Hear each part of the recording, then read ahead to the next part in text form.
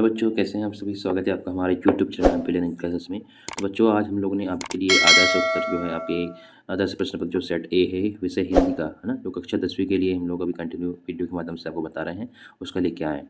तो आज हम लोग हिंदी विषय का क्वेश्चन आंसर्स करेंगे। ठीक है, देखिए ये जो क्वेश्चन आंसर्स हैं प्रैक्टिस सेट से आपके मेन एग्जाम्स के लिए बहुत ही इंपॉर्टेंट है, क्योंकि इनमें से क्वेश्चन आंसर आएंगे आपके मेन एग्जाम्स में। तो चलिए स्टार्ट करते हैं हिंदी विषय का पहला सेट ए का क्वेश्चन आंसर्स। तो पहला क्या है, सही विकल्प का चयन करिए। देखिए, काव्य की दृष्टि से रीतिकाल को कहा गया है, क्वेश्चन दिया हुआ है। आपके पास क्वेश्चन पेपर भी होगा, उसमें से आप ये आंसर शीट मिला सकते हैं। ठीक है, अगर आपके पास क्वेश्चन पेपर नहीं है तो आपको हम डिस्क्रिप्शन बॉक्स में आपको लिंक प्रोवाइड कर देंगे, वहाँ से आप डाउनलोड कर सकते हैं। देखिए, पहला क्वेश्चन क्या है, काव्य की दृष्टि से रीतिकाल को बांटा गया है। ऑप्शंस में दिए हैं 2 भागों में, 3 भागों में, 4 भागों में और 7 भागों में। तो आपका सही आंसर क्या होगा, आपका 3 भागों में बांटा गया है। ठीक है, काव्य की दृष्टि से रीतिकाल को 3 भागों में बांटा गया है ऑप्शन।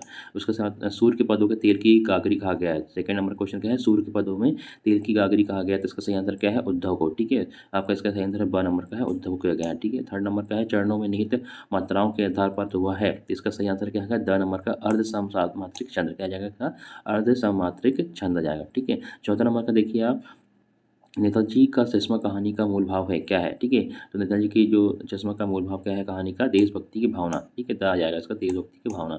चलिए नेक्स्ट क्वेश्चन देखते हैं, वह धीरे धीरे रोने लगा वाक्य में क्रिया विशेषण का भाव बताइए। ठीक है, तो इसमें क्या आएगा आपका, रीतिवाचक क्रिया विशेषण आएगा। ठीक है, 7 नंबर का रीतिवाचक क्रिया विशेषण आ जाएगा।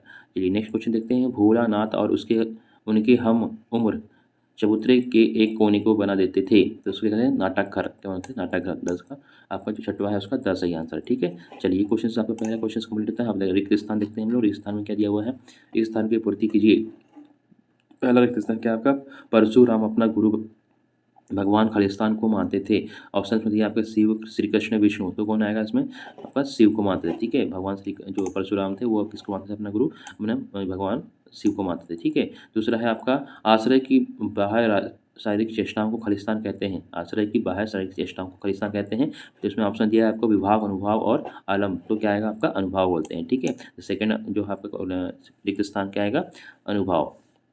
जैसा देखें, विस्तृत कलेवर वाली काव्य को कहते हैं खालिस्तान कहते हैं, मतलब क्या बोलते हैं, दृश्य काव्य बोलते हैं कि खंड काव्य बोलते हैं या फिर आपका महाकाव्य। तो इसका सही आएगा आपका महाकाव्य। ठीक है, आपका थर्ड का जो आंसर आएगा महाकाव्य। फिर है, बाल गोविंद भगत की प्रभातियाँ खालिस्तान तक चलती थी। तो इसमें ऑप्शन क्या दिया है आपका, कार्तिक मास, फागुन मास, चैत्र मास। तो सही का है का चौथे का, फागुन मास तक चलती थी। ठीक है, फिर आपका क्वेश्चन नंबर 5, खालिस्तान वाक्य से किसी क्रिया को करने या होने की सामान्य सूचना मिलती है। तो उसका बोलेंगे हम, ऑप्शन दिए हैं विधानवाचक, निषेधवाचक, इच्छावाचक। तो सही आंसर क्या है आपका, विधानवाचक। ठीक है, 5वें का क्या आंसर आएगा, विधानवाचक।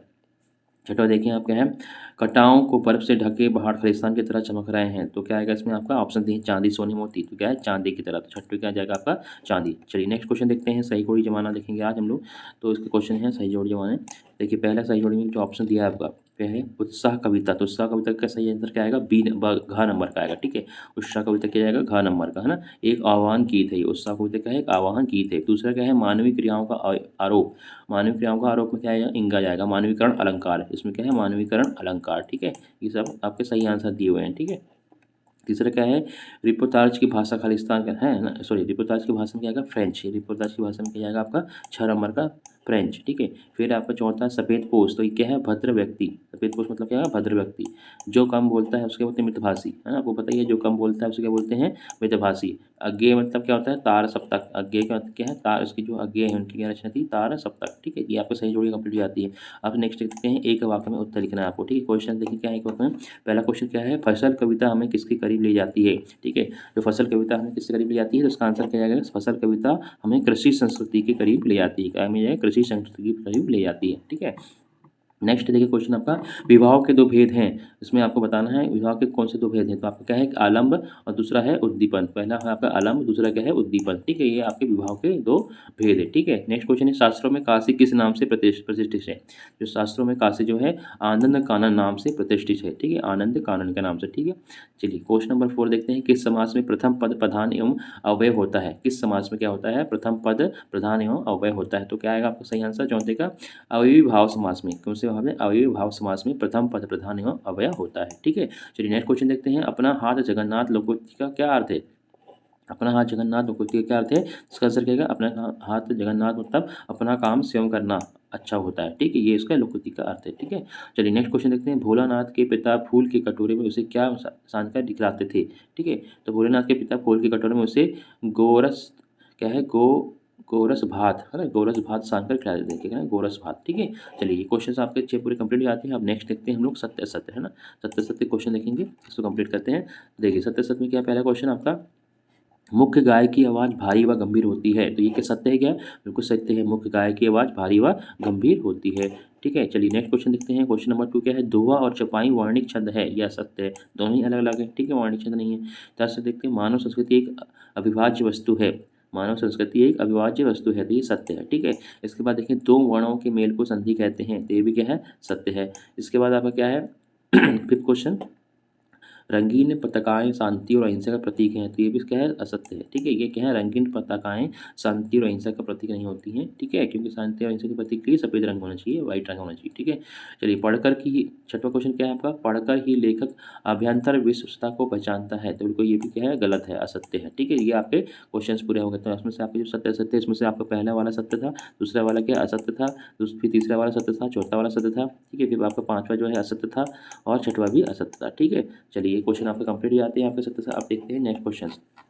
सेकंड क्वेश्चन में आपके जो है, आपके जो 2 नंबर्स के क्वेश्चन है, 3 नंबर के क्वेश्चन से वो दिया हुआ है, ये आपको देखना है। ठीक है, ये आप अपने यहाँ से नोट भी कर सकते हैं। जबकि पहला क्वेश्चन क्या है, रीतिकाल को श्रृंगार काल क्यों कहा जाता है, रीतिकालीन किसी एक छवि का नाम बताइए, तो इसका आंसर आपको दिया हुआ है, रीतिकाल की रचनाओं में श्रृंगार की प्रधानता के कारण इस काल को श्रृंगार रस कहा जाता है, श्रृंगार काल कहा जाता है। रीतिकाल छवि कौन कौन से हैं, कौन है, केशवदास है। ठीक है, उसी के अतिथि का भी आंसर दे दिया है। तो आपको इस तरह से पूरे जो क्वेश्चन आंसर आपको यहाँ पर प्रोवाइड करेगा। ठीक है, इनको आपको ध्यान से देखना है ना, और इनको नोट डाउन कर लेना है। देखिए पहला क्वेश्चन आपका हो गया,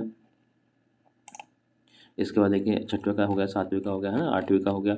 इस तरह से आपके पूरे क्वेश्चंस आपको दिए हुए हैं, है ना। इनको आप नोट कर सकते हैं अपनी नोटबुक में, और जो आंसर शीट आपको मिले इसमें आप भर के दे सकते हैं।